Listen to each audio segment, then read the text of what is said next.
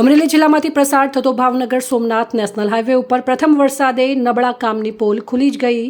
રાજુલા તાલુકાના ચારનાળા નજીક આવેલ બ્રિજ પર મોટી તિરાડો, ચારે તરફ રોડ ફાટી નીકળ્યો।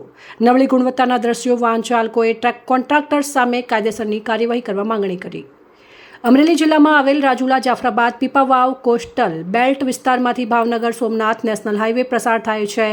અહીં પ્રથમ વરસાદે નેશનલ હાઈવેના કોન્ટ્રાક્ટરોની પોલ ખુલી ગઈ છે। અહીં રાજુલા ચારનાળા નજીક આવેલ બ્રિજ પર ભયાનક દ્રશ્યો સામે આવ્યા।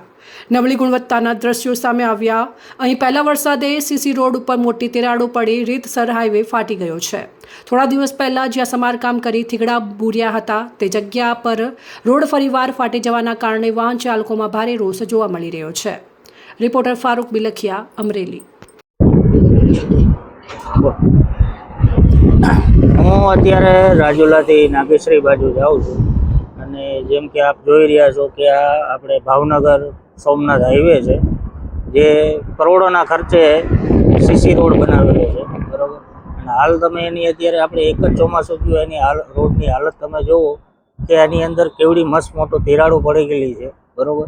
એટલી નબળી ગુણવત્તાનું કાર્ય કરેલું છે, જેના ઉપર ચોક્કસ કાર્યવાહી થવી જોઈએ। જોવું જોઈએ કે ભાઈ આ જે પણ સરકારી અધિકારી છે, જે પણ કોન્ટ્રાક્ટર છે, બરોબર છે, એમની ફરજ જોવી જોઈએ એમને કે આ એટલું બધું ખરાબ કાર્ય કઈ રીતે થયેલું છે, બરાબર। અમારું એક જાહેર જનતા તરીકે એટલું નિવેદન છે સરકાર।